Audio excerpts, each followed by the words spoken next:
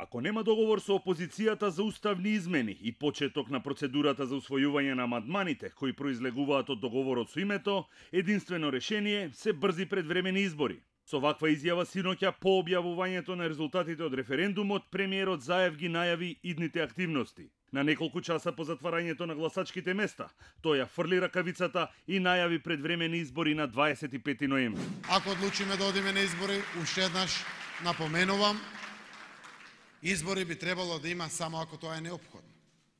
Реков, парламентот е наред, парламентот треба да донесе одлука, неколку денови ќе се обидеме, еве 10 дена ако се обидеме, 25 ноември е недела ден, го фаќаме за 45 дена. Од изјавата на претседателот на ВМРО-ДПМН Христијан Мицкоски се навестува дека поддршка за амандманите нема да има, но за предвремени избори тој избегна одговор. Ова беше битка за Република Македонија. Не беше битка за предвремени или било какви други избори. Се разбира дека ВМРО-ДПМН продолжува со незините активности, а во насока на пронаоѓање вистински решенија кои што би значеле подобар живот за нашите сограѓани. Дуи, според изјавата на претседателот Али Ахмети од синоќа, не е за предвремени избори. Референдумот беше само консултативен.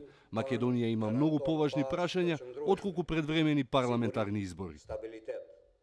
Сепак, неофицијално партиски избори брифираат дека ова не е конечниот став и тие сметаат дека нема друго решение освен предвремени избори. Но што значи се во ова, особено прецизниот рок што го соопшти премиерот Заев, дека предвремените избори би се одржале на 25 ноември, споредено со уставните и законските норми. Уставот е прецизен. Избори за пратеници во собранието се одржуваат во последните 90 дена од мандатот на стариот пратенички состав или во рок од 60 дена од денот на распуштањето на собранието.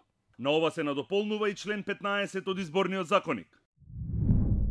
Предвремени избори за пратеници се спроведуваат во согласно со одредбите на овој законник, а сите рокови за изборните действија се скратуваат за 5 дена, освен рокот утврден за спроведување на изборната кампања.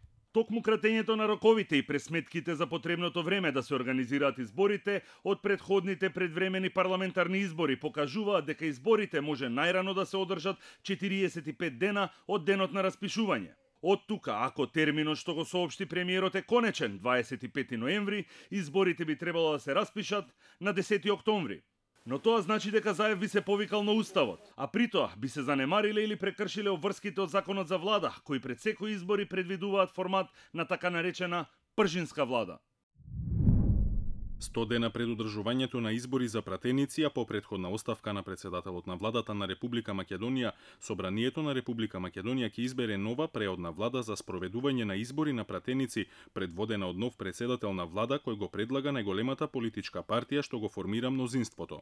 Премиерот денеска изјави дека ќе си остане на зборот за пржинската влада. Законот, уставот ги предвидува ците следни чекови, тоа е решено. Добро е што однапред на лидерски сред ги решено, парламентот ги усвои промените во законот за владата, така да ако дојде до тоа да формираме влада, тоа значи ќе очекуваме веднаш технички министри за внатрешни труд и социјала, заменици министри кои ќе се предвидени, технички премиер, се стигат роковите, да, тогаш се скратени рокови, се оди во согласно закон и устав во брзите постапки, имајќи во предвид дека треба да стигнеме и до роковите со Грција.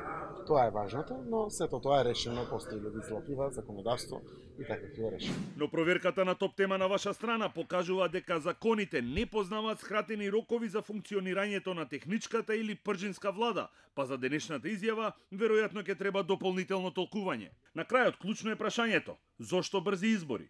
Причината е што веќе еднаш промашениот рок за гласање на уставните амандмани, а тој, според договорот со Грција, е крајот на 2018 година, може да се оствари само до 15 април. Зошто? Бидејќи во април почнува кампањата за европските избори, известни се предвремени парламентарни избори во Грција, а и Македонија влегува во изборен процес за претседателски избори. А калкулациите се дека со евентуално ново парламентарно мнозинство ќе се обезбеди неопходното двотретинско мнозинство за изгласување на измените во уставот. Самата процедура може да трае најмногу до 110 дена, со што измените на уставот би биле донесени најдоцна до март идната година.